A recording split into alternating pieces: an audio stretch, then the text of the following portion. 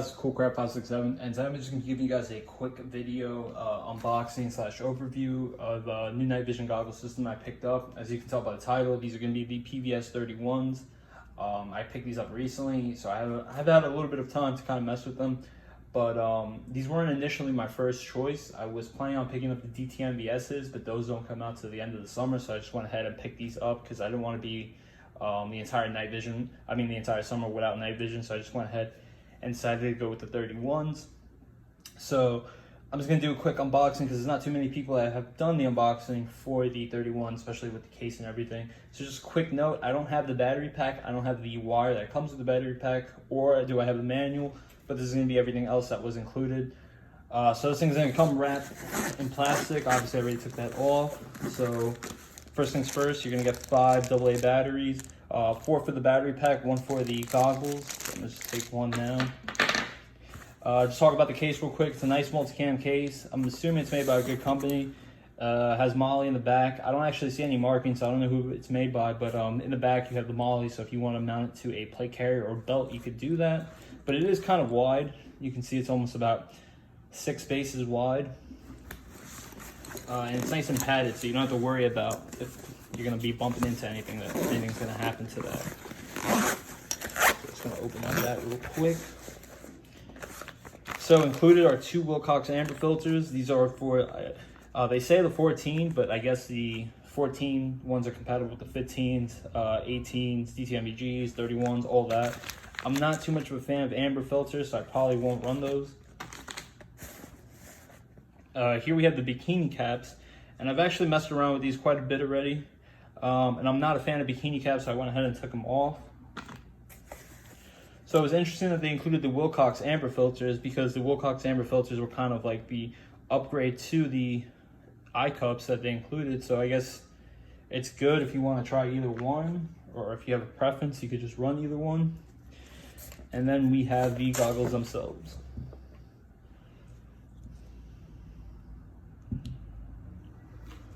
So now we're going to get into the goggles themselves, and this is going to be an upgrade, at least for me, over dual 14s, which I had a couple years ago, and then I had a pair of PVS 15s. And one of the main reasons that I went for these was the weight reduction. Now these things come in at little, just under a pound. I think it's like 0.99. That's what they have these things weighed as. I don't know if that's with the bikini caps or without them, but I took them off.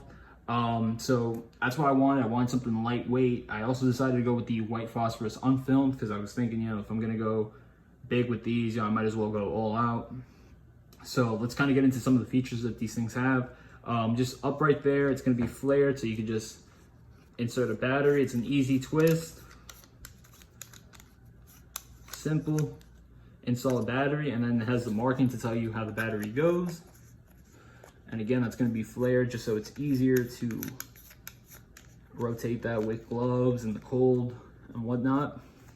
Here we have the on switch. And this is kind of a unique on switch. To turn it on, I'm just going to show you guys. There's a little bit of give right there, as you can see. Now that's on. To turn it off, you have to press it down for like 3 seconds. And it's not you might not notice that fairly easy with gloves in the cold. So that's one thing you have to worry about. Now it's a little bit of an awkward on and off system, because when you do turn them on and they're flipped up with like something like the L4 G24, it's going to turn off. Now the PVS 15s had a similar feature to that, but that was actually a setting in the on switch. So I kind of prefer the 15 on switch because of that. And I knew that that was going to be off. If I didn't want to, I could just turn it off on a different setting, and I know it would turn off. So that's one thing about these that I'm not too crazy about. This also works as the gain switch. So basically it's gonna it doesn't stop. You can keep rotating it, but once you hit the max gain or you hit the lowest gain, it will stop adjusting as you turn it. So for instance, if that was already the high setting and you kept turning it, nothing would happen. But then once you start rotating it back, it starts lowering the gain. The objective lenses on these ones are fairly easy to move. Now, that's pretty good if you need to get to those fine adjustment points, but I prefer the 15 adjustment points, because the 15 actually, the objective lens, it didn't really rotate as much in the front. It rotated back here, so just picture that those were the 15s. It would actually rotate back there, and that was kind of nice because I had the Cody there, so it just wouldn't really move. So, you know, running like the Cody on that, it might accidentally brush up and it might move fairly easy and kind of mess up your focus. Here we have the dovetail. That's standard. I don't really think anybody's using the bayonet anymore. And then here we have the Lima port if you have a battery pack. Like I said, I'm not too crazy about battery packs, so I decided not to get it. Maybe down the line I'll pick it up just to kind of match the set, because I know that the PVS 21 battery pack does have a strobe system, which is pretty cool. Going over here to the rear lenses, these things do not have a diopter, so that basically means if you're wearing if you wear contacts or glasses, you're gonna need to run them if you're gonna use these. I thought that was a kind of cool feature that's gonna kind of have let the glass be a little bit more clear. It's gonna reduce the weight. I always thought, you know, if you have contacts or glasses, why wouldn't you be using them when you're using your night vision?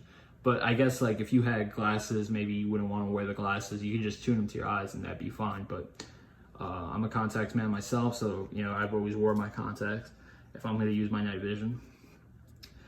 Now, one of the cool features that I thought originally, I thought that was an amazing feature with the 31s were these knobs right here that are going to lock your night vision.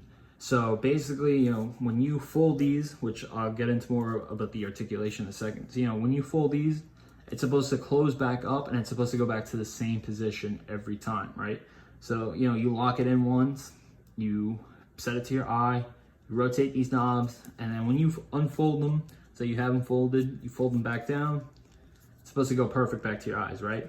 That sounds good in theory, but in practice, these knobs really don't work out as good as they should. It's really easy. As you can see, I'm barely putting any pressure on these, and they're moving. So, like, let's say right here, that's the position I would want to keep it. I can keep it right there, but let's say when I'm gonna lift them up, see, just having my thumb just moves it. So it sounds good in practice, but you know, if you're thinking like, okay, I'm gonna get the 31s over something else because they have this feature, it's not the best feature. You're better off without it. At least I am personally, because actually when I close these all the way, I could actually see through them fine, just like that. So I wish I could kind of maybe get rid of these or find a way to lock them. I wish that they did lock, but to my knowledge, there's no way to lock those. Again, articulation. Something like the PVS 31s, something like the PVS 15s did not articulate. That basically meant that they kind of stayed like this when you stowed them. You could kind of bend them a little bit to kind of reduce the signature on your helmet, but these things are going to tuck in fairly nice into your helmet. That's what that's going to do, is that's going to lower the center, that's going to put the center of gravity back towards your head and away from, I guess, instead of putting it away from your head. So I used to have dual 14s on a articulating mount before that, before my 15s, and I used to actually prefer the 14s because they articulated to the helmet and I wouldn't really feel the weight as much as I did with the 15s. So, you know, that wasn't too much of an issue with the 15s, but, you know, you definitely felt it when you were doing different activities with it. You know, if you were like taking a knee, you would definitely feel that. You would definitely start to notice that. So, you know, that's a nice feature because you can definitely put these as light as they are. You can just fold them to your helmet and you're not going to feel that all day. Now, one thing that the 31s do not have, which I'm seeing a lot of different night vision goggles have, is, you know, it's not having an auto shut off for the tube. So let's say you have the tube like this and you just want to use one eye. You know, something like the DTM-VGs would turn off this tube because it's stowed up. These do not do that. I've seen some people complain about that. I'm not really too much of a fan of that. You know, if you have the dual tubes, why wouldn't you have them both on? That's at least my thinking for that. Aside from that, there's not really too much to say. These are going to just be your standard Gen 3 auto-gated night vision systems. On top of that, like I said, I went with the white phosphorus unfilmed tubes. Those are going to be the best tubes that you could get at the current time, so I decided to go with those. They're going to be really high quality tubes. My initial thoughts, because, you know, I'm going to have to give this some use before I can really say, okay, the 31s are amazing, or, you know, there's some things that could be improved with it. My initial thoughts are these are really lightweight. That's really what I wanted with a night vision system, because I want to run the thermal with them. So to kind of make everything a lot more comfortable running these all day. I wanted something that was lightweight. Now, some of the issues that I might see are the auto shut off. Now, the 15s had a really good system where you flip them up and you know they turned off. I mean, if you use those with the Wilcox, the L4G24, you knew that it was going to be good. Maybe if you used it like something with the INVG, it would be more finicky. But I could see that, you know, you never really realize like all the awkward shit you're going to do, all the awkward positions you're going to be. And so you really like put some use into these. So, you know, if I have them on and I flip them upside down, they might turn off. At least that happened to me kind of messing around with it. Now, I don't know if that's actually going to happen in practice or if it's just going to happen, you know, kind of me just messing around with them. But definitely it's gonna take some more use before I kind of give, you know, my definitive answer.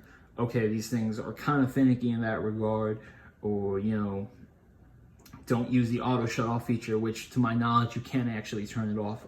Maybe there's something I'm missing with the auto shut off, but if I'm recognizing any problems right now, you know, one of the two problems are going to be just these rotating knobs, and it might be the auto shut off. So I'm not saying that that's definitely a deal breaker for me right now. I'm just saying that's something I'm aware of, and, you know, I'm going to have to just put a little bit more use with it to kind of give you guys my final thoughts on, okay, the auto shut off is good to go, or the auto shut off is kind of a failure.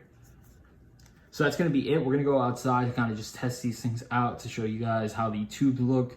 Just give you guys a quick demonstration of the how the tubes look, how the white phosphorus comes out. So guys, we're in the infamous Coolcraft 567 backyard, and I'm just going to kind of give you guys a little bit of a test.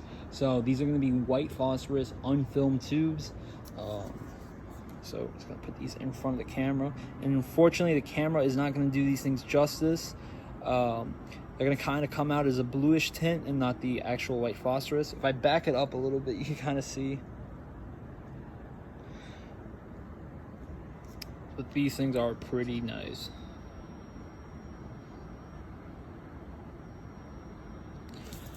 So kind of just do a little stargazing real quick with them.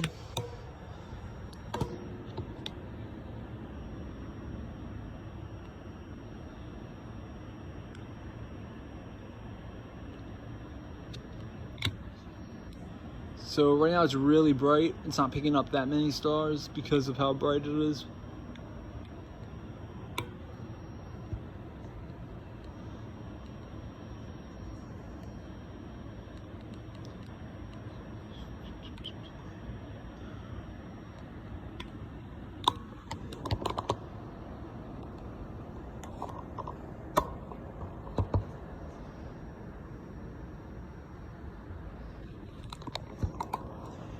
So also just showing this, you can kind of see how the inside of the tube is.